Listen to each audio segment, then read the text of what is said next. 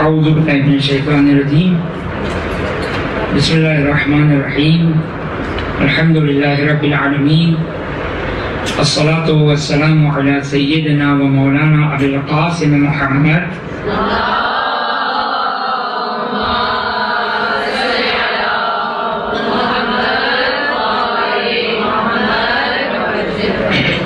وعلى أهل بيته الطيبين الطاهرين والعن الدائم على أعدائهم إلى قيام يوم الدين رب اشرح لي صدري ويسر لي أمري واحلل عقدة من لساني يفقهوا قولي بسم الله الرحمن الرحيم اللهم كن لوليك الحجة بن الحسن صلواتك عليه وعلى آبائه في هذه الساعة وفي كل ساعة وليا وحافظا وقائدا وناصرا ودليلا وعينا حتى تسكنه أرضك طوعا وتمتعه فيها طويلا.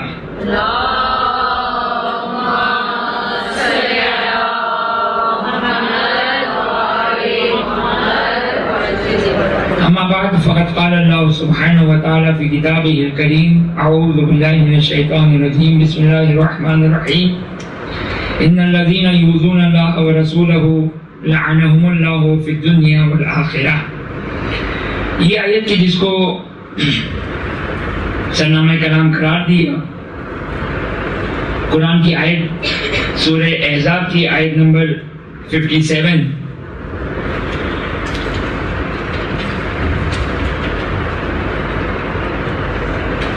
دیکھیں آج کل یہ ایک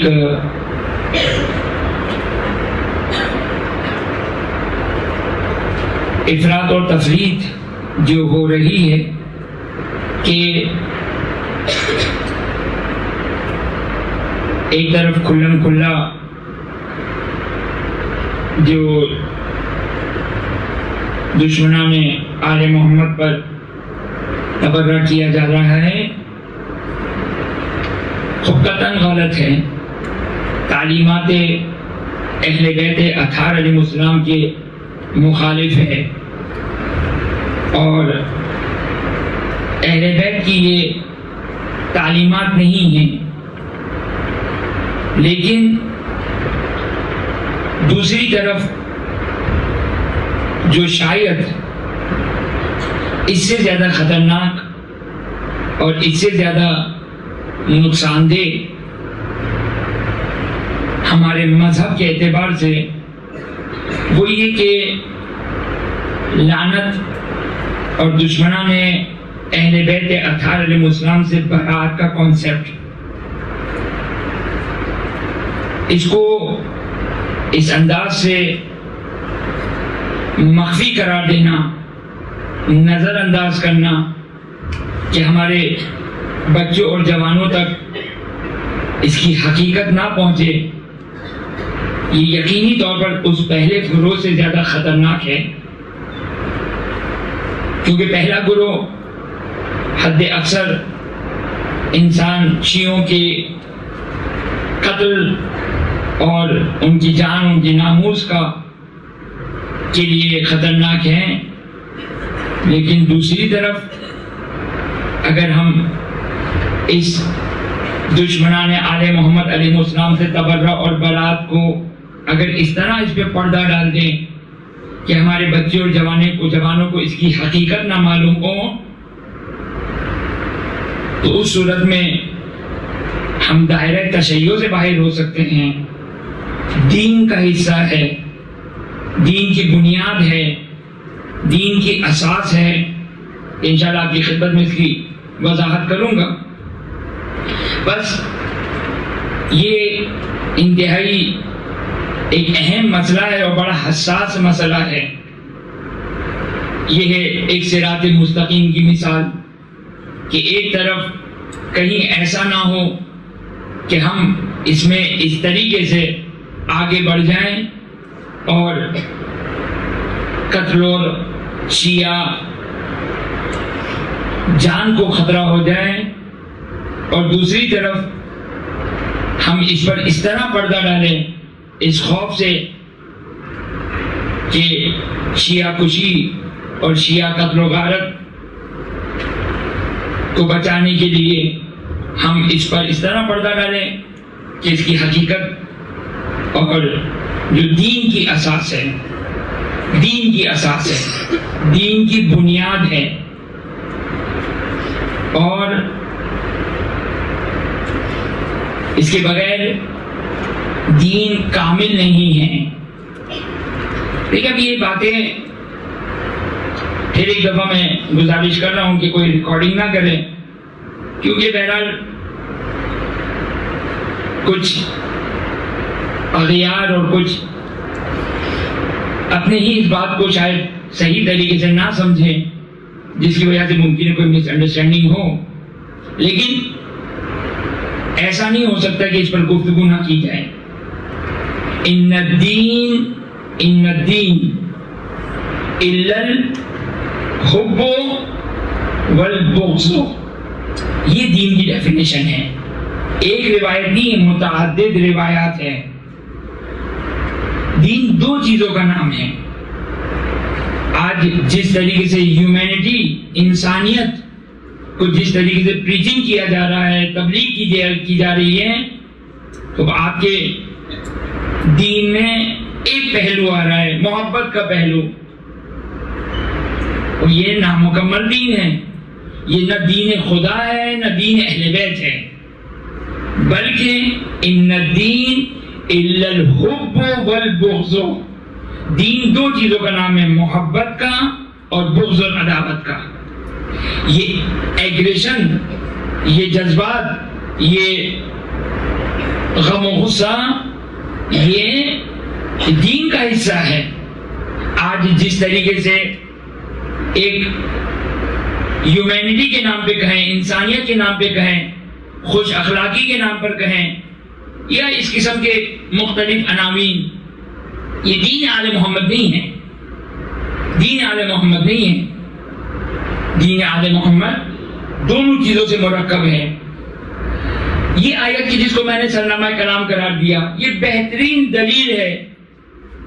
دیکھیں سورہ احزاب کی آیت نمبر 57 اگر میں انشاءاللہ اشتباہ نہیں کروں، گمانے کبھی یہی اطمینان کے قریب قریب کہ یہی آیت، سورہ احزاب کی آیت نمبر 57 اور سورہ احزاب کی آیت نمبر 56، یہ دو آیتیں، یہ دو آیتیں پیغام ہیں حب اور بغض کا۔ ان الدین الا الحب والبغض، قرآن کی یہ دو آیتیں ان دونوں پیغامات کو دے رہی ہیں۔ ہم اکثر اہل منبر سے ایک نکتہ سنتے ہیں، نکتہ بھی ہے اور حقیقت بھی ہے، کہ اگرچہ یہ جو میں کہنے جا رہا ہوں یہ جملہ غلط ہے، لیکن میں اہل منبر اس انداز سے بیان کرتے ہیں کہ درود ایک وہ واحد عبادت ہے کہ جس کو خدا کرتا ہے۔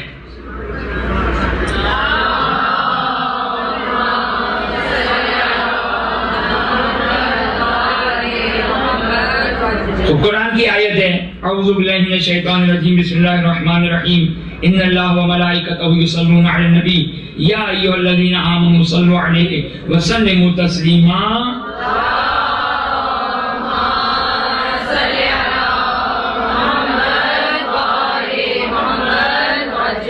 خوب یہ آیت حب کی آیت ہے، محبت کی آیت ہے، محمد و آل محمد، کہ قل لا اسألکم علیہ اجرا الا المودۃ فی القربى، اور یہ خود ایک آیت کے بدقسمتی اور خوش قسمتی، یہ خوش قسمتی کہ ہمارے منبروں سے بہت زیادہ اس آیت کو پڑھا جاتا ہے، بدقسمتی کہ ہم نے اس آیت کو صحیح طریقے سے، جو حق ہے اس آیت کا، اس انداز سے ہم نے اس کو نہیں سمجھا، کہ مودت کی جس کا ایک نمونہ سورہ احزاب کی آیت نمبر 56 ہے، آیت درود، یہ آدھا جملہ ہے کہ خدا ایک واحد، لیکن خدا عبادت نہیں کرتا ہے، یہ لاجیکلی ٹیکنیکلی غلط جملہ ہے، یہ خدا عبادت کرے نہیں، خدا عبادت نہیں کرتا، لیکن بہرحال درود کی حد تک تو قرآن کی آیت ہے کہ خدا درود بھیجتا ہے۔ اب خدا کا درود بھیجنے کا مطلب کیا ہے وہ ایک الگ تفصیل ہے، لیکن خدا درود بھیجتا ہے۔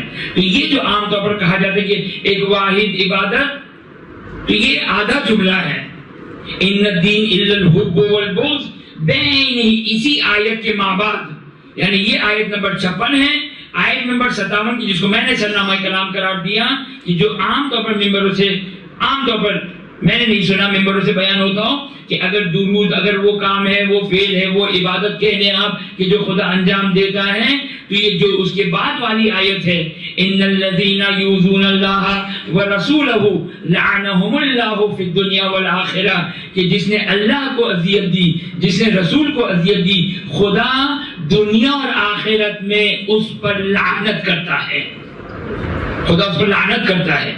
بالکل اس کے بعد والی آیت یہ ہے کل دین، یہ ہے کل دین، ان دین الا الحب والبغض، یہ دین دو چیزوں کا نام ہے، حب اور بغض کا نام ہے۔ محبت والی آیت درود والی آیت، اور بغض والی آیت یہ لعنت والی آیت۔ لوگ اب یہ قرآن کی آیات ہیں، یہ قرآن کی آیات ہیں۔ لعنت خود قرآن میں بقول میں نے تو نہیں شمار کیا، لیکن کہنے والے کے بقول 49 ٹائمز لفظ لعنت آیا ہے قرآن میں۔ اچھا، بعض لوگ اس لعنت کی شدت کو بھی کم کرنے کے لیے کہتے ہیں لعنت کا مطلب ہے خدا کی رحمت سے دور، یعنی آپ نے اس کو ٹھنڈا کر دیا، اس آگ کے اوپر آپ نے پانی ڈال دیا۔ صحیح، کوئی شک نہیں ہے، خدا کی رحمت سے دوری، خدا ہی اصل ہے ہی خدا، یا خدا کا نظر کرم ہے یا خدا کی غضب ہے، خدا کا عقاب ہے، یہ دو ہی چیزیں ہیں۔ آپ اس کو اس انداز سے بیان کریں کہ یہ لعنت کوئی ایسی چیز نہیں ہے، اور مزید اس کو پھر اس انداز سے اس کے اوپر پانی ڈالا جائے کہ خدا اور اہل بیت کسی کو برا نہیں کہتے، خدا اور اہل بیت کسی کو برا نہیں کہتے، اہل بیت کسی کو برا بھلا نہیں کہتے۔ یہ کس نے کہا؟ قرآن کبھی کسی کو کتے سے مثال دیتا ہے۔ اہل بیت قرآن سے زیادہ پاک ہیں؟ ہم کیا قرآن اور اہل بیت سے زیادہ پاک ہیں؟ دیکھیں، یہ میں نے کہا نا، یہ باتیں صحیح ہے کہ میں نے اسی لیے کہا کہ یہ باتیں ملئ عام میں نہیں کی جا سکتی ہے، اور حقیقت میں آج جو دنیا میں ہیومینٹی کا جو دور ہے، جس طریقے سے انسانیت کو بیان کیا جا رہا ہے، کل ہم اور آپ اس قرآن کو عام لوگوں کے سامنے جسٹیفائی نہیں کر سکیں گے۔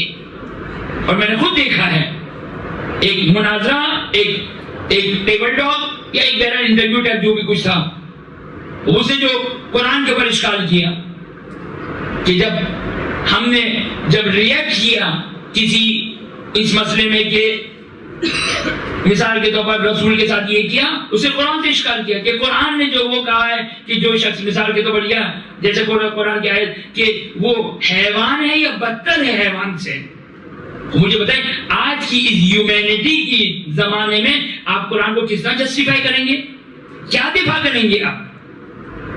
ہاں، دفاع کرنے کے لیے ہے ہمارے پاس، ایسا نہیں کہ قرآن دفاع کے قابل نہیں ہے، نہیں، جس انداز سے آج دین کو پیش کیا جا رہا ہے، آج جس طریقے سے انسان کو یعنی خدا کے تعلیمات کو جس طرح پیش کیا جاتا ہے، ہنس کر، خوش اخلاقی، ماشاءاللہ بہت اچھے، بہت خوب، یہ نہیں ہے فقط، یہ نہیں ہے فقط، دین دو پہلو رکھتا ہے، جو قابل ہے، قابل احترام ہے، ان کا احترام کیا جائے گا، لیکن جس کا احترام نہیں، میں ایک جملہ کہتا ہوں، اہل بیت برا نہیں کہتے کسی کو، مگر فرعون، شداد، حامان، کیا ان کے لیے اہل بیت دعائے خیر کرتے تھے؟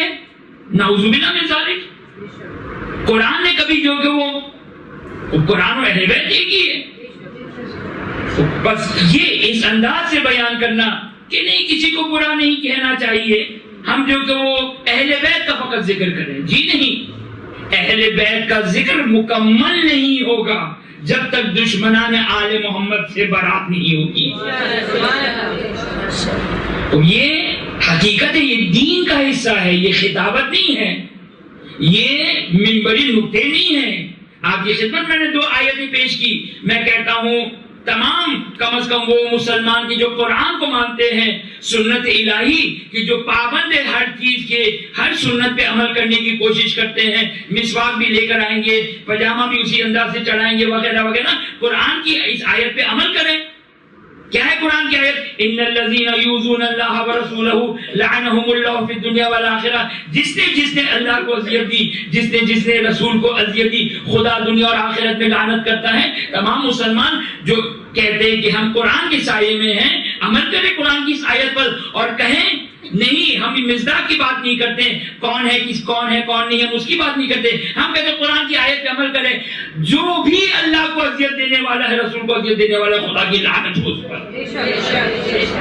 یہ دین آل محمد ہے، دین قرآن کی تعلیمات ہے. بابا قرآن کی آیات پڑھنا میں نہ کہیں کہ بابا یہ حدیث ہے. آج کل ایک فیشن ہے جوانوں کا، حدیث معلوم نہیں ضعیف ہے یا صحیح ہے، ایک فیشن بنا ہوا ہے. دین مگر ہم حسبنا کتاب اللہ والے مگر ہم کہتے ہیں کہ کیا کتاب خدا بغیر کافی ہے؟ قطعاً ایسا نہیں ہے. جو ہمارا دین ہے وہ تعلیمات اہل بیت اطہار ہے. کہ اگر فقط قرآن اور حدیث نہیں ہے تو رسول کی یہ حدیث، رسول کا یہ جھوٹ ہونا لازم آئے گا. نعوذ باللہ من ذالک کہ رسول فرماتے انی تارک فیکم الثقلین کتاب اللہ و عترتی. دو چیزوں کو تمہارے درمیان چھوڑ کر جا رہا ہوں. بس توجہ کریں. یہ ایک طرف یہ کہنا کہ آل محمد کسی کو برا نہیں کہتے، اور یہ بھی ہمارے ممبروں سے معذرت کے ساتھ میں اگر نہیں کہنا چاہ رہا تھا، میری زبان سے سلپ ہو گیا، کہ کہا جاتا ہے کہ آل محمد کسی کو بد دعا نہیں دیتے تھے. کس نے کہا بد دعا نہیں دیتے تھے؟ پہلے تو میں نے یہی بات کہی کہ خود لعنت بد دعا ہے. آج افسوس کے ساتھ زیارت عاشورہ کو ضعیف قرار دیا جا رہا ہے صرف اور صرف لفظ لعنت کی وجہ سے. تواتر کے ساتھ روایات موجود ہے. علامہ مجلسی کی 110 جلد کتاب بہار میں 3 جلدیں فقط اور فقط دشمنان آل محمد پر لعنت پر ہیں. آج ہم اس لفظ لعنت ہم کتنا عمل کرتے ہیں اس پر؟ ہمارا بالخصوص میرا خیال ہے کہ مجھے نہیں معلوم کہ آپ لوگ کہاں سے آئے ہوئے ہیں، لیکن میرا خیال ہے کہ آپ لوگوں میں اکثر جو سادات گھرانے سے تعلق رکھنے والے کہ جن کا تبرہ یعنی ہم جن سے سیکھیں. لیکن آج الحمدللہ کہوں، بدقسمتی سے کہوں کہ آہستہ آہستہ ہم تبرہ سے اتنا دور ہوتے جا رہے ہیں کہ تبرہ ملنگوں کا کام ہے. تبرہ ملنگوں کا کام ہے. تبرہ تعلیمات اہل بیت ہے. روایت کا جملہ ہے 11ویں امام حسن عسکری علیہ السلام سے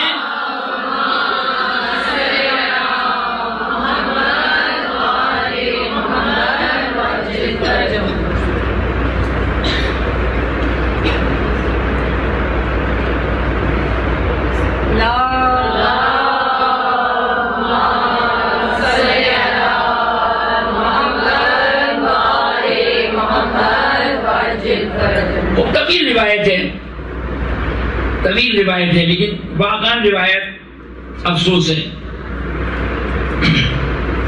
لیکن بہرحال روایت کے آخر میں وسط میں راوی یہ کہتا ہے یا رسول اللہ میں آپ کی نصرت نہیں کر سکتا ہوں. آج غیبت کے زمانے میں کیا ہے نصرت؟ تو میں اس ٹاپک پہ فی الحال گفتگو نہیں کرنا چاہتا. کیا ہے نصرت؟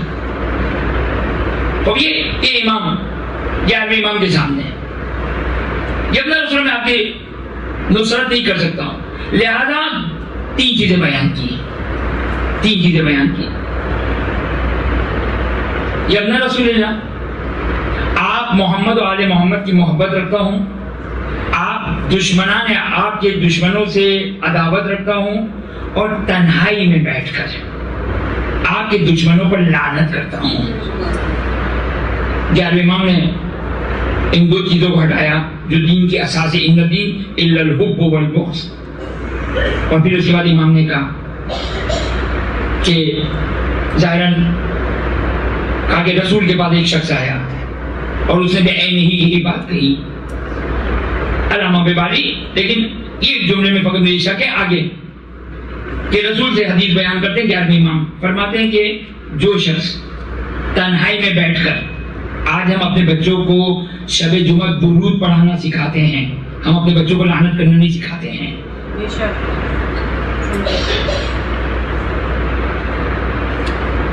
میں نے کہا تقیہ کوئی شک نہیں. تقیہ التقیہ تو دینی و دین آبائی، تقیہ میرے اور میرے آبا و اجداد کا دین ہے. لا دین لمن لا تقی لہ، اگر کوئی تقیہ کو نہیں مانتا ہے وہ ہمارے دین سے تعلق نہیں رکھتا ہے۔ لیکن اس کا مطلب کیا ہے؟ اس کا مطلب یہ ہے کہ تقیہ میں اپنے بچوں کو دین نہ بتاؤں۔ آج ہم اپنے بچوں کو درود کی تسبیح سکھاتے ہیں، لیکن نہیں، وہ نہیں سکھاتے ہیں۔ یہ آل محمد کا دین نہیں ہے، تعلیمات آل محمد نہیں ہے۔ امام فرماتے کہ رسول نے فرمایا کہ جب کوئی شخص تنہائی میں بیٹھ کر ہمارے دشمنوں پر لعنت کرتا ہے، خداوند متعال اس کی آواز کو آسمانوں تک، تمام فرشتوں تک پہنچاتا ہے۔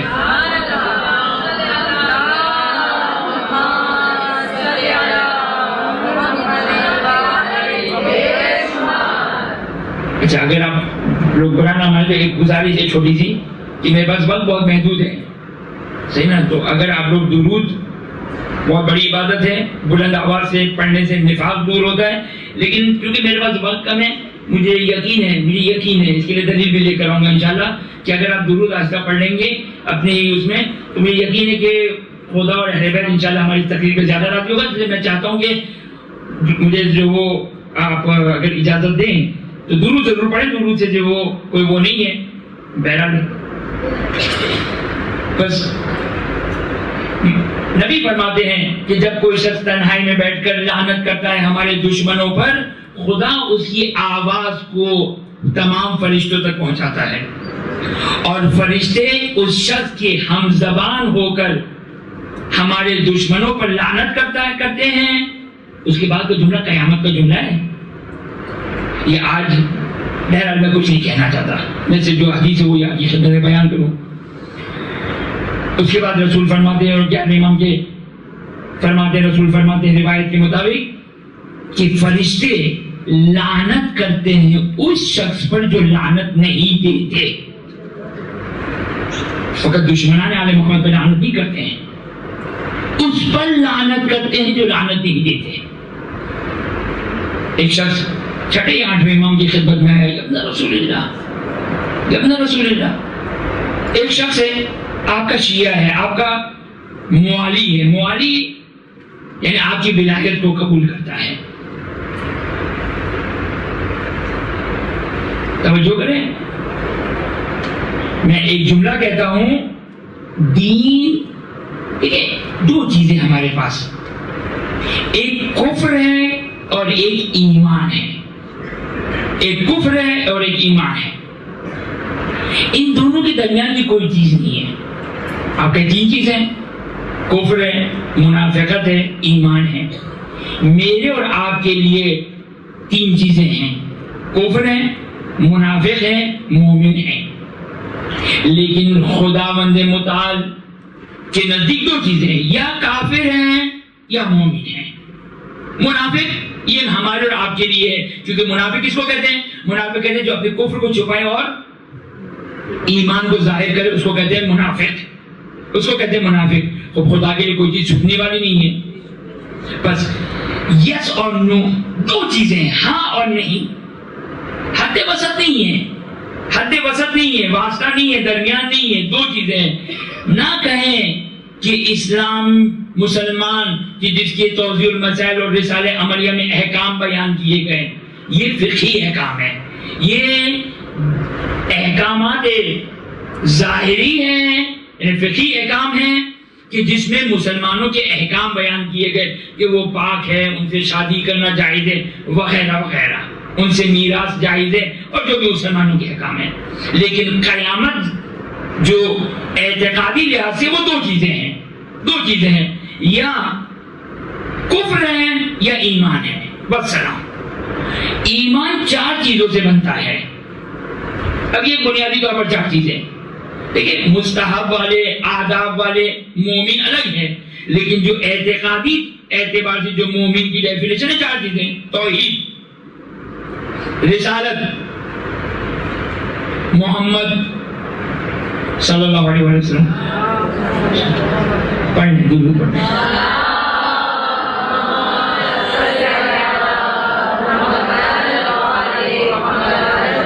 جب ڈیٹیل پڑھ لیجیے گا کوئی مسئلہ نہیں ہے۔ امیر المومنین سے لے کر 12ویں امام تک کی ولایت اور امامت، نہ ایک کم نہ ایک زیادہ، نہ ایک کم نہ ایک زیادہ، 12 اماموں کی ولایت اگر کوئی روایت ہے. شیخ صدوق اکمال الدین میں اس روایت کو نقل کرتے ہیں، اور اتنی متعدد روایتیں. من انکر واحدا منہم فقط کفر، کہ جو شخص بھی، یہ وہ کفر اعتقادی ہے، کفر فقہی نہیں ہے. من انکر واحدا منہم فقط کفر، کہ اگر کوئی شخص ان میں سے یعنی ان 12 امام میں سے کسی ایک کا بھی انکار کرتا ہے وہ کافر ہے. کافر ہے، میں نے کہا 2 چیزیں، یا کافر ہے یا مومن ہے. فقہی لحاظ سے نہیں، دنیاوی لحاظ سے، شرعی ذمہ داری کے لحاظ سے نہیں. چونکہ بہرحال آپ لوگ ذی شعور ہیں، لہذا آپ لوگ کے لیے کہنا وہ مناسب نہیں، شان میں گستاخی ہے. لیکن بہرحال یہ وہ ساری باتیں ہیں جو ہم نہیں کر سکتے ہیں. تو 4 چیزیں ہیں، یہ 4 چیزیں ہیں تو ایمان ہے. اچھا آپ لوگ جو لکھ رہے ہیں، اور میں جو بھی میرے ذہن میں آ رہا ہے بول رہا ہوں. اگر میں کوئی حدیث بیچ میں بھول جاؤں تو مجھے یاد دلا دیجیے گا، کہ مجھے یاد ہے میں نے جو حدیث چھوڑی ہوئی ہے، 2 حدیثوں کو چھوڑا ہوا ہے. لیکن اگر کوئی حدیث بھول جاؤ تو مجھے یاد دلا دیجیے گا. 4 چیزیں ہیں: توحید، رسالت، 12 اماموں کی ولایت اور امامت، 12 اماموں کی ولایت اور امامت، اور چوتھی چیز یہ ہے دشمنان آل محمد سے برات. 2 حدیث آپ کی خدمت میں بیان کرتا ہوں اس ذہن میں. پہلے ایک حدیث کو پہلے مکمل کر دوں، کہ بلکہ مکمل کر ہی دی وہ میں نے، کہ فرشتے جو وہ ان پر لعنت کرتے ہیں جو لعنت نہیں دیتے. ابھی فی الحال یہیں تک ہی ہے، اس سے زیادہ فی الحال گفتگو اس حدیث پہ نہیں. دوسری حدیث، ایک شخص 6 یا 8ویں امام کی خدمت میں، یبن رسول اللہ، آپ کا موالی ہے، آپ کی ولایت کو قبول کرتا ہے، یبن رسول اللہ، لیکن نہیں کہ وہ برات کو نہیں مانتا. اصل عقیدہ تشیع، اصحاب تشیع، اس زمانے کے تشیع میں یہ کانسیپٹ ہی نہیں ہو سکتا تھا. کیسے ہو سکتا ہے؟ قرآن کی تعلیمات کے خلاف ہے. نہیں کہا کہ برات کو نہیں مانتا. یہ اپنا رسول اللہ، اس کی برات تھوڑی سی کمزور ہے، ضعیف ہے. لفظ روایت میں ضعیف ہے اس کی برات. میں نہیں کہتا لیکن کہہ رہا ہوں کہ آج دیکھ رہے اپنے اطراف میں عزاداری کرنے والے، ماتمداری کرنے والے، آیا ان کی کہیں ایسا تو نہیں کہ حدیث کا مصداق بن جائے. کبھی واٹس ایپ پہ بھیج دیں تو کہا ایسا جیسے کوئی نعوذ باللہ کا ہی دیتی، یعنی ایسا کانسیپٹ صحیح ہے. میں نے کہا احتیاط اپنی جگہ پر، کوئی شک نہیں ہے.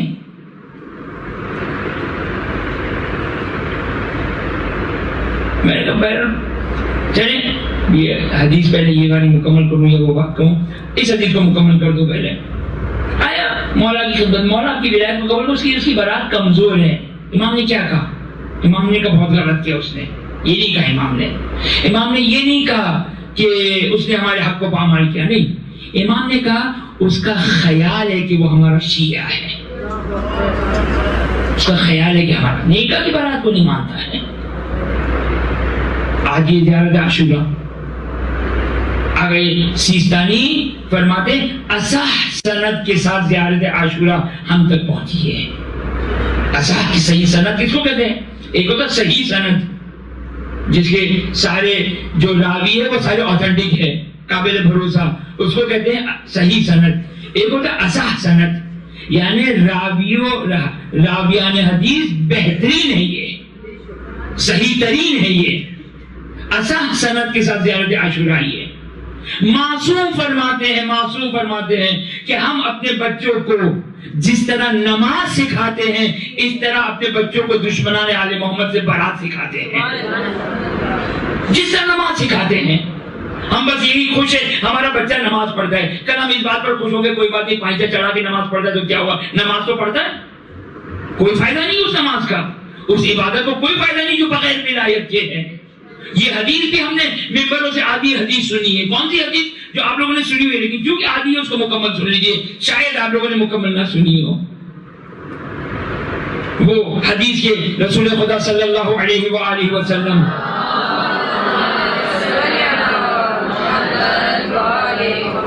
امیر المومنین سلام اللہ علیہ سے مخاطب ہو کر کہتے ہیں، مشہور و معروف حدیث ہے. ایک حدیث نہیں، اس مضمون کی متعدد احادیث ہیں. اے علی اب میں ایک جملہ کہوں گا، آپ لوگ کو یاد آ جائے گی وہ حدیث. اے علی اگر کوئی شخص حضرت نوح کی عمر کرے، اگر یاد نہیں آئی تو پھر ایک اور المیہ ہے کہ ہمارے ممبر سے اب یہ حدیثیں پڑھنا بھی بند کر دی گئی. افسوس ہے یہ اگر اس قسم کی حدیث ہم نے نہیں سنی تو. یعنی تو بنیادی ہمارے ممبر کی حدیثیں تھی، یہ کہہ کر کے علی کے فضائل ممبروں سے بہت ہو گئے، اب کوئی عمل کی بات کی جائے. یہ نتیجہ ہے آج امیر المومنین کے فضائل بھی ہم فراموش کرتے جا رہے ہیں. آج شک کرتا ہے ہمارا جوان، پتہ نہیں حدیث صحیح ہے یا ضعیف ہے. اتنا ظلم نہ کریں. اے علی اگر کوئی شخص حضرت نوح کی عمر کرتا ہے، اگر 1000 حج انجام دے، توجہ کریں رسول کتنا آئیڈیل مومن لے کر آ رہا ہے، جس کا تاریخ میں، جس کا خارج میں کوئی مزداق نہیں ہے. کتنا آئیڈیل مومن لے کر آ رہے ہیں. فرماتے ہیں کہ اے علی اگر کوئی شخص حضرت نوح کی عمر کرے، 1000 حج پیادہ انجام دے، کوہ احد کے برابر، اب یہ حدیث الفاظ ادھر ادھر متعدد حدیثیں، کوہ احد کے برابر سونے کو راہ خدا میں خرچ کرے مقام حتیم پر. اب یہ بھی بڑا المیہ ہے اور شاید اسی حدیث کی وجہ سے حتیم کے مقام کو غلط چھپایا گیا، غلط بیان ہوا. حتیم کیا ہے؟ امتحان نہیں لینا چاہتا، چھوڑ دیں. غلط ہے یہ، اسی لیے میں نے کہا نہیں دے جواب. حتیم وہ جو سفید دیوار ہے وہ نہیں حتیم، وہ مسلمانوں کی ہیں. ہمارے یہاں جو روایات ہے حتیم کی، حجر اسود سے لے کر باب کعبہ، بہت ہی چھوٹی سی جگہ، اس کو کہا جاتا ہے حتیم. اور جب امام سے پوچھا کہ کون سی افضل ترین مقام ہے، کہ کون سا افضل ترین مقام ہے روئے زمین پر، تو امام نے اس مقام کو بیان کیا، بین الحجر والباب. اچھا ممکن ہے یہ بھی اب کیا کریں، ممکن ہے کوئی اگر کہ وہ کربلا کہاں چلا گیا، وہ الگ ہے. انشاءاللہ اس پر کبھی الگ گفتگو کریں گے کہ ہمارے یہ تو دین کا بھی ظاہر بیان کر رہے ہیں، دین کے کچھ باطن بھی ہیں. خیر، اور امام نے یہاں پر یہ بیان اسی حدیث کو کہا یہ بہترین مقام ہے. بین الحجر، حجر نہیں، شاید ممکن نہیں اس کی وجہ سے کوئی مس انڈرسٹینڈنگ ہو گئی. بین الحجر والباب، یہ حتیم کا کہ روئے زمین پر سب سے افضل ترین مقام. رسول اس حدیث میں فرماتے ہیں اگر کوئی شخص 1000 سال عمر کرے، 1000 پیادہ حج انجام دے، ساری زندگی حتیم کے مقام پر راتوں کو عبادت کرتا رہے، ساری زندگی دن میں روزہ رکھتا رہے، ایسا آئیڈیل انسان کہاں ملے گا. لیکن دیکھیں رسول ولایت امیر المومنین کو سمجھے. ہم امیر المومنین کی ولایت کو خدا را ہم سمجھے. کیا ہے امیر المومنین کی ولایت؟ فرماتے رسول ایک آئیڈیل مومن لے کر آنے، اتنا انفاق کیا، ایسی نماز پڑھی، ایسا روزہ کیا، صفا اور مروہ کے درمیان مظلومیت کے ساتھ مارا گیا، شہید ہو گیا. اے علی اگر کوئی تمہاری ولایت کو قبول نہیں کرتا، یہ سب کرنے کے بعد اگر کوئی تمہاری ولایت کو قبول نہیں کرتا تو جنت میں جنت درکنار جنت کی خوشبو تک نہیں سونگھ سکتا. یہ حدیث الحمدللہ ہم سنتے ہیں، لیکن یہ آدھی حدیث ہے.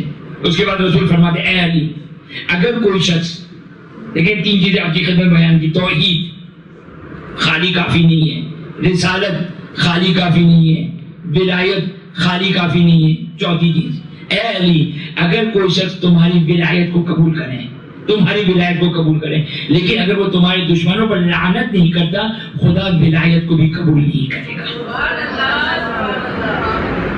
خدا ولایت کو بھی قبول نہیں کرے گا.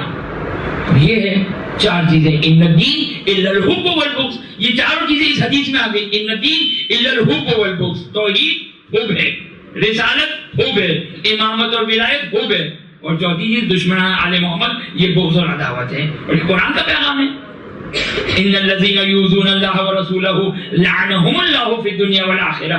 اور رسول نے مگر نہیں کہا فاطمہ بضعۃ منی فمن اذاہا فقد اذانی، فاطمہ میرا ٹکڑا ہے، جس نے فاطمہ کو اذیت کی اس نے مجھے اذیت کی. تاریخ میں نہیں معلوم مسلمانوں کو، نہیں معلوم مسلمانوں کو کہ کس نے رسول کی بیٹی کو اذیت دی. خود قرآن کی معتبر صحیح ترین کتاب نام نہیں لیتا میں, صحیح ترین کتاب میں آیا کہ بنت رسول اس دنیا سے گئی اور بعض افراد سے غضبناک تھی, اذیت دی. اور خود آیت کے بغیر جس نے بنت رسول کو اذیت دی اسے رسول, اگرچہ آیت میں نہیں ہے حدیث میں ہے, فاطمہ بذت منی فمن اذا, حدیث فاطمہ کو اذیت دی اسے مجھے اذیت دی. اور قرآن کی آیت میں کیا ہے کہ جس نے رسول کو اذیت دی خدا کی لعنت ہو دنیا اور آخرت میں اس پر. تو یہ رسول کی حدیث بہت واضح حدیث ہے, اور یہ ایک حدیث نہیں ہے. میں نے کہا نا کہ اللہ مجلسی نے, اور حدیث کو چھوڑ دیجیے, قرآن کو تو ہم لے لیں کم از کم. حسبنا نعوذ باللہ من ذالک, نعوذ باللہ من, حسبنا کتاب اللہ والے بن جائے کم از کم. آج کل ہمارے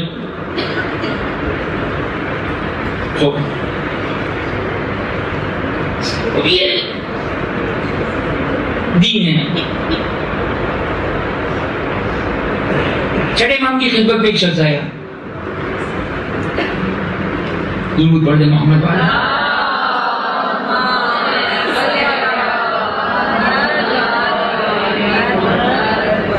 دین سمجھے ہم دین. چھٹے امام کی خدمت میں ایک شخص آیا, یہ ابن رسول اللہ, خیاط تھا, درزی تھا. چھٹے امام کی خدمت میں آیا, یہ ابن رسول اللہ, میں نے یہ دو لباس سیے ہیں. یہ جو آج لوگ کہتے ہیں نا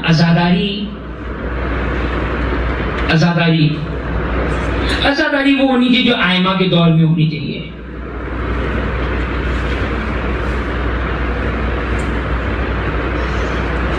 آج کل بہرحال میرا خیال ہے کہ شاید یہ کتاب کسی مصلحت سے جو وہ نہیں چھپ رہی ہے, عزاداری از دیدگاہ مرجعیت. نام سنا آپ لوگوں نے؟ نہیں سنا, افسوس ہے. یہ اردو میں ہے لیکن ملتی نہیں ہے. عزاداری از دیدگاہ مرجعیت.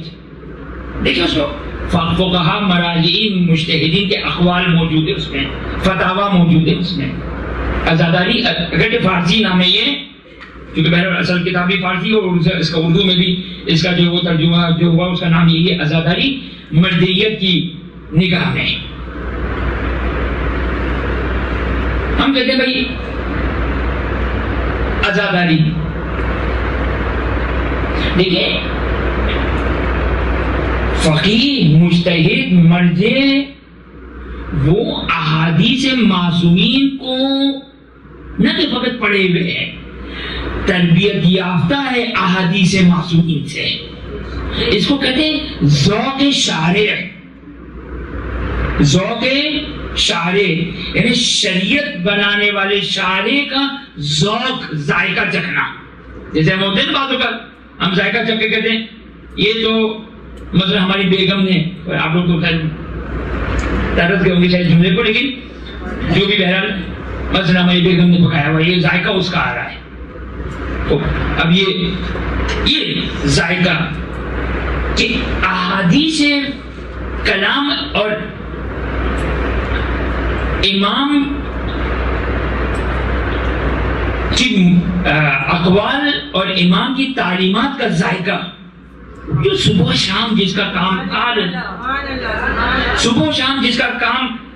قال الامام باقر, قال الامام صادق علیہ السلام ہو, ہزاروں حدیثیں پڑھنے والا اس کو پتا ہے کہ یہ کس کا کلام ہے, یہ کس کا کلام ہے. اس کو کہتے ہیں ذوق شارع. عزاداری آپ دیکھیں مرجعیت نے جو مراجعین نے جو فتاوا دی, شاعر اللہ میں سے قرار دیا عزاداری کو. شاعر اللہ میں سے, من يعظم شاعر اللہ فإنها من تقوى القلوب, قلوب کے تقوی کی علامت ہے جو شاعر اللہ کی تعظیم کرتے ہیں.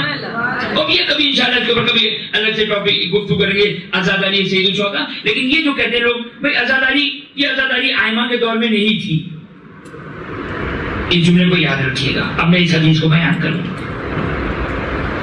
چھٹے امام کی خدمت میں ایک شخص آیا اور کہا یا ابن رسول اللہ, میں نے یہ دو لباس سیے ہیں. اس لباس کو میں نے سیتے ہوئے ابتدا سے لے کر آخر تک سیتے ہوئے میں نے محمد اور آل محمد علیہ السلام کے اوپر درود پڑھا ہے.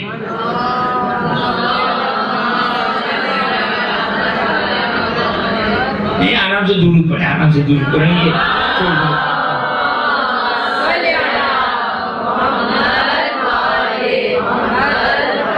یہ ایک سوال. کیا سوال کیا؟ میں نے اس لباس کو سیتے ہوئے آپ محمد صلی اللہ علیہ وسلم اور ائمہ اطہار سب کے اوپر درود پڑھا. اب حدیث کو دیکھیں, یہ ہے حدیث فہمی. امام نے نہیں کہا یہ کیا بدعت لگا رکھی ہے, ہم نے کہا ہے کوئی ہے حدیث, کوئی حدیث ہے جس میں آیا لباس سیتے ہوئے محمد آل محمد کو درود پڑھو؟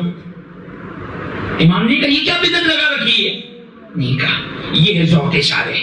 محمد آل محمد سے جو آیت ہے نا قُلْ لَا أَسْأَلُكُمْ عَلَيْهِ أَجْرًا إِلَّا الْمَوَدَّةَ, مودت آل محمد سے جس طرح بھی مودت کا اظہار ہو اس آیت کا مصداق ہے. اگر کوئی آل محمد کی محبت میں اگر سیاہ لباس پہنتا ہے کہ آل محمد کی شہادت کا دن ہے, ایام ہی شاعر اللہ میں سے ہے. یہ مودت کی علامت ہے. یہ مودت ہے. میں نے کیوں کیا پہنا ہے سیاہ لباس؟ کیوں پہنا ہم نے سیاہ لباس؟ کیوں سال بھر ہم نے نہیں پہنا؟ اس لیے کہ کوئی خوبصورت ہے سیاہ لباس میں نہیں, صرف آل محمد کے غم میں, آل محمد کے غم میں. تو یہ آئے مودت پہ عمل کرنا ہے. یہ ہے آئے مودت کو سمجھنا. اگرچہ یہ ایک آیت ہے لیکن یہ آیت اپنے مصادیق کو بیان کر رہی ہے کہ کیا ہے آئے. یہی آئے مودت. ایک انسان عاشور کے دن نہیں کھاتا ہے, ایک شخص محرم کے 10 دن نہیں کھاتا ہے, مگر جرم ہے امام حسین کی محبت میں نہیں کھاتا ہے. مگر ہمارے بزرگ محرم کے جب ایام شروع ہوتے تھے, اب تو فقط کہانی کے حد تک ہی رہ گئے. اب ہم نے بھی فقط سنا ہی تھا, آپ لوگوں نے تو حتماً سنا ہی ہوگا. ہمارے بزرگ جب ایام عزا شروع ہوتے تھے تو چولہا نہیں جلایا کرتے تھے. یہ صرف مودت ہے. یہ آل رسول اور آل فاطمہ بھوکے اور پیسے ہم کھائے, یہ کیا ہے؟ کس امام نے کیا یہ؟ اگرچہ تعجب ہے یہ روایات ہے کہ ائمہ سے بھی منقول ہے, اگرچہ اس انداز سے نہیں ہے, لیکن آپ توقع نہ کریں, یہ ایکسپیکٹیشن نہ ہو کہ ہمیں ہر عمل کے لیے نہیں. ہمارے پاس قانون ہے, کلی ہے. نہیں کہا قرآن نے کہ مودت کس طرح کرنی ہے. مودت قرآن نے بیان کیا, لوگ تعین کریں گے کہ مودت کس کو کہتے ہیں. ہر چیز میں اسی طریقے سے, ہر چیز میں اسی طریقے سے. ورنہ کل سے ہم یہ کہیں کہ بھئی یہ جو ترکی سے آیا ہو مسلح اس پر نماز نہ پڑھے. کسی امام نے نماز پڑھی اس پر؟ ہم پر حکم آیا نماز پڑھو. اب ترکی کا مسلح ہے, مدینے کا مسلح ہے, چٹائی کا مسلح ہے, جس چیز کا بھی مسلح اس کے اوپر نماز پڑھیں. نماز کا حکم آیا ہے, نماز کا حکم ہے, نماز پڑھنی. آل محمد سے مودت ہے, مودت اظہار محبت ہے. کوتاہی نہ ہو اس میں. ہم فقط یہ کہہ کر کہ نہیں جو عزاداری کرتے ہیں وہ بے نماز, اگر وہ بے نماز ہے تو نماز شب والا آئے عزاداری کرے. ہم فقط اعتراض کرتے ہیں وہ جو عزاداری کرتے ہیں وہ نماز نہیں پڑھتا, تو نمازی اگر وہ عزاداری کر لیں. ہم نے کیوں یہ قرار دیا تھا, وہ جو کریں ہماری کوتاہی ہے. ہم نے خود یہ کیوں بنایا کہ بغیر نماز والا عزاداری کرتے. اس کا مطلب یہ ہم اس سے بڑے مجرم ہیں کہ ہم نماز پڑھتے اور عزاداری نہیں کرتے, ورنہ ہم بھی عزادار ہوتے. ہم خود جانتے کہ ہم وہ عزادار نہیں ہیں. ہم جانتے ہیں کہ عزادار کون ہے. وہ خیر یہ عزاداری پہ انشاءاللہ پھر کبھی. لیکن توجہ کریں, امام معصوم نے نہیں کہا کہ یہ ہے آئے مودت. وہ جو لباس سی رہا ہے یہ آئے مودت پہ عمل کر رہا ہے. وہ آئے مودت پہ عمل. یبنا رسول اللہ, اس لباس کو میں نے سیا, اس لباس کو میں نے سیا. از ابتدا تر آخر آپ کے آل کے اوپر محمد آل محمد علیہ السلام پر درود پڑا. تو یہ ایک لباس. دوسرا لباس یبنا رسول اللہ, اس لباس کو بھی میں نے سیا. دیکھیں اس زمانے کے مومنوں کے درمیان یہ چیز تھی جو آج ختم ہو گئی ہے. یبنا رسول اللہ, میں نے اس لباس کو بھی سیا اور ابتدا سے آخر تک آپ کے دشمنوں پر لعنت کی ہے. آپ کے دشمنوں پہ لعنت کی ہے. اب سوال کریں یبنا رسول اللہ, یہ دو لباس ہیں. بتائیے یبنا رسول اللہ, ان دو لباس میں سے کس لباس میں نماز پڑھنا افضل ہے؟ نہیں کہا امام نے. جو لوگ کہتے ہیں عزاداری وہ ہونی چاہیے جو ائمہ کے دور میں, امام نے نہیں کہا کہ کس امام نے تم کو یہ کہا بدعت مت کرو. یہ کہاں سے دین میں لے کر آ گئے؟ نہیں, یہ ہے ذوق اشارے, یہ ہے آئے مودت. امام نے یہ نہیں کہا, بلکہ امام نے جواب دیا اس شخص کے, اس سائل کے سوال میں جواب دیا کہ امام نے کہا کہ اس لباس میں نماز پڑھو. یہ میں جو آپ کو درود کے لیے کہہ رہا تھا وہ یہ کہ اس لباس میں نماز پڑھو جس میں تم نے ہمارے دشمنوں پر لعنت کی ہے, اس میں نماز پڑھنا افضل ہے. کہ معصوم کون سے معصوم یاد نہیں ہے, مسجد میں گئے 2 گروہ تھے, اب تو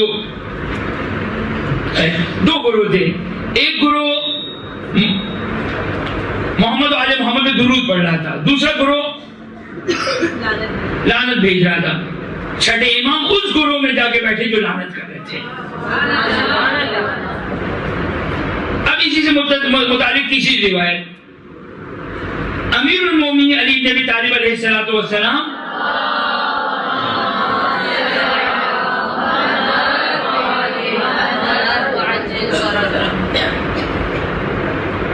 خانہ خدا کا طواف کر رہے ہیں.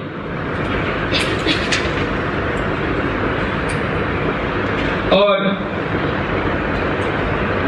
طواف کرتے کرتے اب ایک مومن خانہ کعبہ کی سے مثلا متبرک ہو رہا ہے اور غلاف کعبہ کو پکڑے دعا کر رہا ہے. بہرحال دعا تو نہیں کر رہا تھا, وہ کیا کر رہا تھا وہ بھی پتہ چلے گا. امیر المومنین سلام اللہ علیہ وہاں سے گزرے اور امیر المومنین سلام اللہ علیہ نے اس کو سلام کیا, بات ختم ہو گئی. پھر ایک مرتبہ اسی طرح کہ وہ شخص کعبے کے غلاف کعبے سے لگا ہوا جو بھی امیر المومنین سلام اللہ علیہ وہاں سے گزرے اور سلام نہیں کیا. یہ شخص وہ امیر المومنین کسی کو سلام کرے اب تو وہ ہر شخص روزانہ کو روٹین بنا دیتا ہوگا, یہاں سے امیر المومنین گزریں گے مجھے سلام کریں گے. آیا امیر المومنین کی خدمت جب نا, یا امیر المومنین آج آپ نے سلام نہیں کیا, مجھے اس دن سلام کیا تھا, توجہ کریں. اس وقت جب گزرا تھا تو تم محمد اور آل محمد پر درود پڑھ رہے تھے تو میں نے تم کو سلام کیا. کیوں آج کوئی برا کام کیا میں نے؟ کہا نہیں. جب آج میں گزرا تو تم ہمارے دشمنوں کو لعنت کر رہے تھے تو میں نے مناسب نہیں سمجھا کہ تم کو اتنی دیر کے لیے بھی لعنت سے مؤخر کر, اتنی دیر کے لیے بھی تمہارا لعنت کا سلسلہ منقطع کر دوں.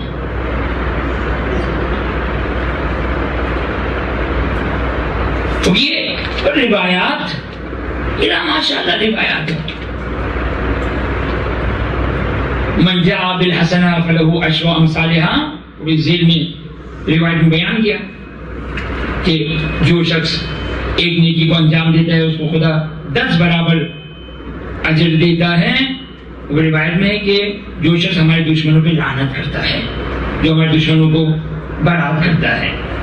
اب یہ بہرحال اپنے اب یہ موضوع بہرحال الگ ہے موضوع کہ ان روایتوں کو اگر یہ روایات کافی ہمارے لیے.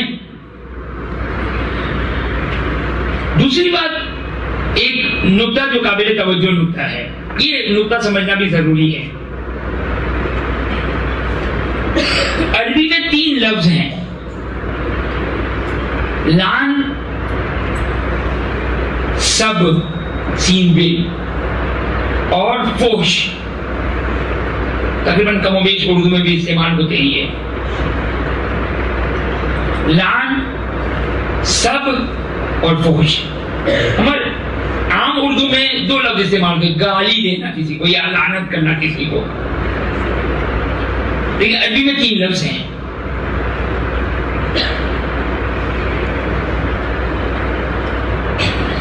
لعنت, یہی لعنت جس کو استعمال کیا جاتا ہے کہ در حقیقت لعنت بھی ان 2 جو آگے بیان کریں گے ان میں سے ایک چیز ہے لعنت. ایک چیز ہے سب, جس کو اردو میں بھی کہتے ہیں سب و شتم. سب کس کو کہتے ہیں عربی میں؟ سب عربی میں یعنی اردو اگر ٹرانسلیشن کیا جائے تو اس کا ٹرانسلیشن بنے گا گالی. سب کا اگر ٹرانسلیشن اگر اردو میں کیا جائے تو ٹرانسلیشن بنے گا گالی. لیکن چونکہ بہرحال فرق ہے, جس کو ہم گالی کہتے ہیں وہ عربی والا سب نہیں ہے.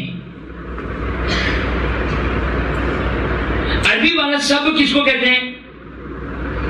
ایک تو ہے, چلے پہلے تیسرا والا بتا دو, فحش. فحش نازیبا الفاظ, جو بازاروں میں نازیبا الفاظ استعمال کیے جاتے ہیں. جو گالی میں ہمارے یہاں جو گالیاں استعمال ہوتی ہیں وہ نازیبا الفاظ ہیں, وہ فحش ہے, وہ جائز نہیں ہے. کسی مومن کے لیے اپنی زبان سے اس کو ادا کریں. اب یہ مت سمجھیے گا کہ وہ لوگ اس فحش کے قابل نہیں ہیں، وہ لوگ اس فحش سے زیادہ بدتر ہیں. ہاں یہ یاد رکھیے گا. اچھا یہ بھی ہمارے چونکہ بہرحال یہ موضوع آتا ہے تو خود بخود ہی جاتا ہے. چلے اگر مجھے یاد رہا پتہ نہیں یاد بعید ہے کہ یاد رہے، لیکن چلے فحش وہ جس کو ہم گالیاں کہتے، جو بری بری جس کو ہم گالیاں کہتے، وہ فحش ہے، وہ جائز نہیں ہے. وہ جائز نہیں ہے کیونکہ مومن کیوں جائز نہیں ہے؟ اس لیے نہیں کہ وہ ان کی توہین ہو رہی ہے، خود مومن کی شان نہیں کہ اس کو اپنی زبان سے ادا کرے. مومن کی شان نہیں ہے. یہ ہے فحش. گالی سب کیا چیز ہے؟ سب ہے کسی کو مثال سے میں واضح کر سکتا ہوں کیونکہ عربی میں تو بہت ہی واضح ہے یہ چیزیں. کسی کو کتا کہنا ہے، کسی کو سور کہنا، کسی کو کافر کہنا، کسی کو منافق کہنا، کسی کو حیوان کہنا، کسی کو پست و ذلیل کہنا، یہ سب کیا ہے؟ سب ہے. کہ ہمارے یہاں یہ کہنے سے پیٹ نہیں بھرتا ہے جب تک وہ گالیاں نہ دی جائے، ورنہ عربی میں یہ سب ہے. سب گالی یہ ہے. اب تین چیزیں ہوگی، ایک لعن، ایک سب، ایک فحش. کہ لعن در حقیقت کس میں داخل ہے؟ سب میں داخل ہے. سب کی ایک خاص قسم ہے لعن. اب سوال، آل محمد کیا نہیں کرتے ہیں ان تینوں میں سے؟ دشمنان آل محمد کے لیے فحش نعوذ باللہ من ذالک ہم آل محمد کے بارے میں تصور بھی کریں. سب کرتے ہیں یا نہیں کرتے؟ ہاں نہیں کیجیے، کہیے گا بالکل کرتے ہیں. اور وہ روایت جو میں نے آپ کی خدمت بیان کی اس میں لفظ بھی سب ہے، اس میں لفظ بھی سب ہے. کیا ہے کہ امام فرماتے ہیں ہم اپنے بچوں کو جس طرح نماز سکھاتے ہیں اس طرح ہم اپنے بچوں کو سب کرنا سکھاتے ہیں. لعن کا لفظ ہی اس میں. اور اگر کسی کا اس پہ بھی اگر آبجیکشن اور بات قبول نہیں ہو رہی ہے تو قرآن بھرا ہوا ہے سب سے. ہم قرآن سے زیادہ پاک و پاکیزہ ہے. قرآن کبھی کتے سے تشبیہ دیتا ہے، سورہ منافقون میں، کبھی سورہ جمعہ میں، کبھی حمار سے گدھا، یہ گدھا سب ہے. کبھی گدھے سے تشبیہ دے رہا ہے. قرآن جیسی پاک کتاب، ہم قرآن سے زیادہ پاک ہیں ماشاءاللہ. ہاں ہم لوگ قرآن سے زیادہ پاک ہیں. ہم کسی کو کسی کو برا بلا نہیں کہیں گے. ہم اپنا اخلاق کیوں خراب ہے؟ اہل بیت کے فضائل بیان کرو بس. ہم تو قرآن سے زیادہ پاک ہیں. نعوذ باللہ من ذالک. قرآن کہیں حمار کا لفظ لے کر آتا ہے، کہیں کلب کا کتے کا لفظ لے کر آتا ہے، کہیں بہائم حیوان حیوانات سے تشبیہ کی ہے. یہ سب کیا ہے؟ یہ سب ہے. سب یہ سب ہے. ہم قرآن نہیں پڑھتے، قرآن نہیں جانتے اور دین کا ٹھیکہ اٹھایا ہم نے. قرآن کی سری آیات ہے، یہ قرآن کی سری آیات ہے. خدا را ہم ان لوگوں کے جرم کو سمجھے. یہ کتنے بڑے مجرم تھے یہ لوگ. یہ فرعون و شداد سے بڑے مجرم تھے یہ لوگ. میں جملہ کہتا ہوں، شیطان نے کیا کیا؟ میں شیطان کو کوئی مدافعین میں سے نہیں ہوں. شیطان نے کیا کیا؟ شیطان نے فقط ایک سجدے کا انکار کیا تھا. ایک سجدے کا انکار کیا تھا. نہ توحید کا انکار تھا. لیکن وہ جو بات میں نے آپ کی خدمت میں شروع میں بیان کی تھی، توجہ کیجیے گا. ہم خوش نہ ہو جائیں، ہم متاثر نہ ہو جائیں، ہم امپریس نہ ہو جائے کسی کے رکوع اور سجدے کو دیکھ کر. ورنہ سب سے زیادہ رکوع اور سجدہ کرنے والا شیطان تھا. کس چیز کا انکار کیا تھا؟ توحید کا انکار تھا؟ نہیں، کوئی توحید کا انکار نہیں تھا. نہ خدا کی ربوبیت کا انکار تھا، نہ خدا کی عبادت کا منکر تھا. اس نے خدا کے خلیفہ کا انکار کیا. میں سجدہ نہیں کروں گا. قرآن نے کیا کہا؟ قرآن کا سارا کافرہ. کیا تھا قرآن نے؟ سارا سارا کافرہ. کہ شیطان نے اس سجدے کی انکار سے کافر ہو گیا. توحید کو مانتا ہے، وہ رسالت کو مانتا ہے، کافر ہو گیا. کافر، یہ کافر اعتقادی. اگر جو شیطان سے کوئی ملاقات ہو تو شاید ہاتھ بھی نجس ہو جائے گا. وہ شاید جو کو کافر فقہی بھی ہو بہرحال. لیکن سارا کافر ہو گیا. کیوں؟ کیا کیا اس نے؟ ایک وقت سجدہ ہی نہیں کیا تھا. آج ہمارے کہتے ہیں ولایت کو نہیں مانتا تو کیا ہوا؟ نعوذ باللہ من ذالک. کوئی چھوٹی چیز ہے ولایت؟ کھیل ہے مگر ولایت. ولایت کا انکار کیا تو کیا ہو گیا؟ اس نے بھی ولایت کا انکار کیا تھا. شیطان نے بھی ولایت کا انکار کیا تھا. اور کس کی ولایت کا انکار کیا تھا؟ جن فرشتوں کو جن کے انوار کی وجہ سے حضرت آدم کو سجدے کا حکم تھا. یعنی حضرت آدم کو سجدے کا حکم کیوں تھا؟ ان انوار اہل بیت کی وجہ سے تھا کہ جو حضرت آدم نے اٹھایا ہوا تھا. ان کے سجدے کرنے سے اگر انکار کیا تو سارا کافرہ. اگر ان انوار کی اگر مخالفت کرنے تو کچھ نہیں ہے. کچھ نہیں ہے یہ کیا؟ اور وہ مظالم جو خاندان اہل بیت کا تھا کتوں پہ پردہ ڈالیں گے؟ کن حقائق کو ہم چھپائیں گے؟ یہ بات درست ہے. اگر ہمارے بزرگان اگر کہیں منع کرتے تو مراد کھلم کھلا مراد ہے. اگر وہ اس کو بھی منع کرتے ہیں تو شیعہ نہیں. اور کوئی ایسا ہو ہی نہیں سکتا ہے. کوئی ہو ہی نہیں سکتا ہے. کیسے ہو سکتا ہے؟ یعنی کوئی اگر کہ میں شیعہ ہوں اور علی کی ولایت کو قبول نہیں کرتا، کتنا بڑا کھیل ہے. شیعہ ہی نہیں ہے نا. لیکن ہم ماشاءاللہ سے ایسی شیعہ ہو گئے آج کل. ہم نہیں علی کی ولایت کا نعرے حیدر لگاتے ہیں، ماتم کرتے، سب کچھ کرتے ہیں. یہ نہیں. یہ جو وہ ملنگوں کرنا، اس بنا میں توبہ کرے. یہ اللہ کے کام کو ملنگوں کا کام کہتے ہیں.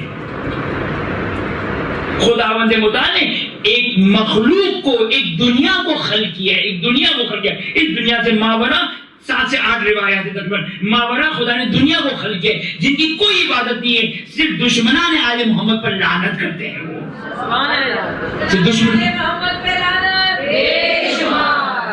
دشمنان آل محمد پر لعنت کرتے ہیں. یہ بات درست ہے. ہم کسی باقی مسلمانوں کے سامنے کچھ نہیں کہیں گے، نہ کہیں. یہ بھی بڑا مسئلہ ہے افراط تفریط. بھائی یہ تو منافقت ہے. یہ بھی بڑا مسئلہ ہے. نہیں، جو حق ہے ہم بیان کریں گے. جی نہیں، یہ جو ہم نے حق بیان کرنے کا ٹھیکہ اٹھایا ہو نا خدا کے لیے، آئمہ کی اتباع کریں. ہم ہر حق بات، کس نے کہا ہر حق بات کہنے کو؟ کس نے کہا ہر حق بات کہنی ہے؟ جی نہیں. آئمہ نے بھی. یہ تقیہ کیا ہے؟ تقیہ نام ہے حق بات چھپانے کا. تقیہ نام ہے حق بات چھپانے کا. جو اہل ہے، میں ایک جملہ کہتا ہوں، جو ان باتوں کا محرم ہے اس کے سامنے بیان کی ہے. باقی سب نامحرم ہے، چھپایا دے ان سے. آل محمد کی سیرت ہے. یہ منافقت نہیں ہے. منافقت اور تقیہ کے درمیان فرق یاد رکھ لیں کہ اگر کوئی کہے تو آپ کو کام آئے گا کہ منافقت کہتے ہیں کفر کو چھپانا، ایمان کو ظاہر کرنا. اور تقیہ اس کو 180 ڈگری بالکل برعکس، ایمان کو چھپانا اور کفر کو ظاہر کرنا. ایمان کو چھپانا اور کفر کو. تو محمد و آل محمد کی ولایت ایمان ہے. دشمنان آل محمد سے برات ایمان ہے. اس کو ہم چھپاتے ہیں. صحیح چھپائیں گے. کب تک چھپائیں گے؟ جب تک ظہور نہیں ہوتا چھپائیں گے. اس سے پہلے توقع بھی مت کیجیے گا. ہاں، اس سے پہلے توقع نہیں کیجیے گا ہر حق بات ہم روڈوں پر اور فیس بک میں لے کر آ جائیں گے. ہماری حماقت ہے ساری. یہ ہماری جہالتیں ہیں ہماری. لیکن تو وہ جو منع کرتے ہیں مراد یہ ہے کہ یہ اس طریقے سے نہ ہو. نہ یہ کہ اس کی حقیقت کو منع کرے. ممکن نہیں ہے. ممکن نہیں ہے. اب آپ یہ آخری کے 5 منٹ اب یہ جن کا میں نے تذکرہ شروع کیا، سورہ تحریم پڑھ لیں. بس اس سے زیادہ کیا کہوں. چھٹے امام ہر نماز کے بعد 4 مردوں پہ اور 4 عورتوں پہ لعنت کرتے تھے. ہر نماز کے بعد تعقیبات نماز امام صادق علیہ السلام بیان کی گئی. چھٹے امام کی تعقیبات 4 مردوں اور 4 عورتوں پر. دیکھیں کتنی دعائیں بیان کی گئی ہیں. چھٹے امام کی کتنی دعائیں جو اس لعنت سے متعلق ہیں. اب ہمارے دیکھو فقط دوسری تعقیبات چھاپی جاتی ہے. یہ تعقیبات جو وہ نہیں چھاپی جاتی ہے. چلیں، یہ مسلمان کہاں جا رہے ہیں؟ اور مسلمان کے پیچھے ماشاءاللہ ہم بھی جا رہے ہیں. بہرحال خدا کی بارگاہ میں دعا گو ہے کہ ہمیں تعلیمات اہل بیت اطہار المسلم کو سمجھنے کی توفیق عطا فرمائے اور اس پر عمل کرنے کی توفیق عطا فرمائے. وآخر دعوانا الحمدللہ رب العالمین. برحمتك يا أرحم الراحمين وصلى الله على محمد وآله الطاهرين.